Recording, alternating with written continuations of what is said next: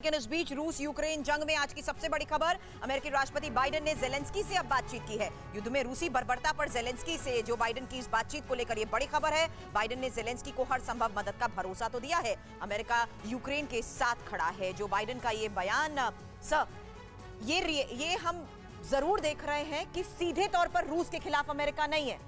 भरोसे की बात जेलेंस्की को जरूर करता है, लेकिन जेलेंस्की तो अब उस सिचुएशन में पहुंच चुके हैं जहां वो हर किसी के सामने हथियारों की मांग रख रहे हैं। और वो जो पुतिन की मंशा का हम यहां जिक्र कर रहे थे, उनकी तो मंशा यही थी कि ज्यादा लंबा खिंचे ताकि आर्थिक नुकसान पश्चिमी देशों को ज्यादा हो।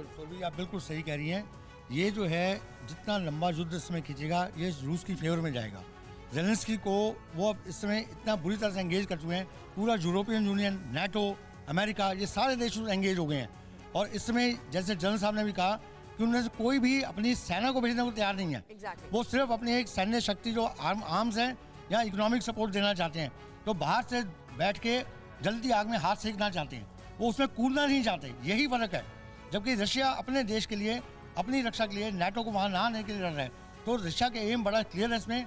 वो धीरे धीरे उसमें ईस्टर्न यूक्रेन पे कब्जा करता जा रहा है और उसका लिमिटेड एम है इस समय कि उसको नाटो को वहाँ ना आने देना।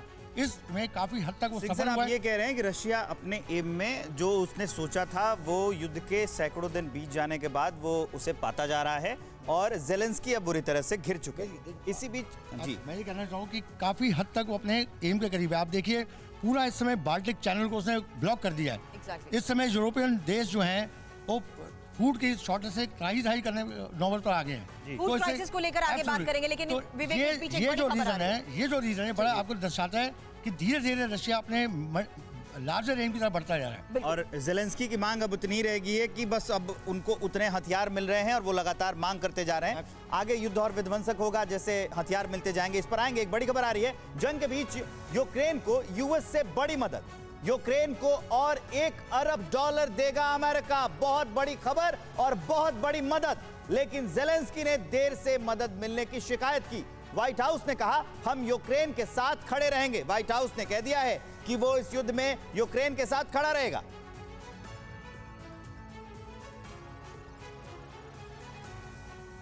तो देखिए, ऐसे वक्त में जब लगातार वेस्टर्न कंट्रीज की तरफ से, पश्चिमी देशों की तरफ से यूक्रेन को मदद दी जा रही है, नेटो कंट्रीज यूक्रेन के साथ खड़े नजर आ रहे हैं। एक तरफ रूस कहता है कि इस तरह से फ्यूलिंग की जो कोशिश हो रही है इस जंग को वो तुरंत बंद होनी चाहिए, लेकिन मदद का सिलसिला लगातार जारी है। और यही वजह है कि यूक्रेन मैदाने जंग में डटा हुआ है रूस के खिलाफ और यह जंग खत्म होने का नाम नहीं ले रही है। एक एंगल यह भी है। वहीं अब अमेरिकी राष्ट्रपति ने यूक्रेन को और $1 अरब देने का ऐलान किया। यह बहुत बड़ी आर्थिक मदद है। यह अमेरिकी मदद हथियारों और सैन्य साजो सामान की शक्ल में होगी। यह साफ तौर पर कहा गया है, यानी जंग लड़ने के लिए, जंग को लंबा खींचने के लिए और ज्यादा मदद कर रहा है अमेरिका। व्हाइट हाउस ने कहा यूक्रेन के हालात पर हमारी पैनी नजर है, हम यूक्रेन के साथ खड़े हैं। लेकिन यूक्रेन के साथ होकर अमेरिका यूक्रेन का हश्र क्या कर रहा है यह भी तो हमारे सामने। किसी भी सूरत में यूक्रेन को अकेला नहीं छोड़ा जाएगा, यह ताजा स्टेटमेंट व्हाइट हाउस की तरफ से सामने आया है। यूक्रेन की फौज और वहां के लोगों की बहादुरी हम सभी के लिए मिसाल है। तो हौसला अफजाई भी करते हुए नजर आ रहे हैं प्रेसिडेंट जेलेंस्की और यूक्रेन के आम लोगों की, आम सिविलियंस की। जो बाइडेन $2.25 की दवाइयां, पानी, फूड और वाटरप्रूफ टेंट जो कि जंग के हालात में इस्तेमाल किए जाते हैं वो जल्द भेजे जा रहे हैं। यह मदद फौरन दी जाएगी। यानी किस तरह से यूक्रेन की मदद के लिए तैयार है अमेरिका, आप ये देखिए। यह तैयारी यूक्रेन में आने वाली सर्दियों को देखते हुए की जा रही है।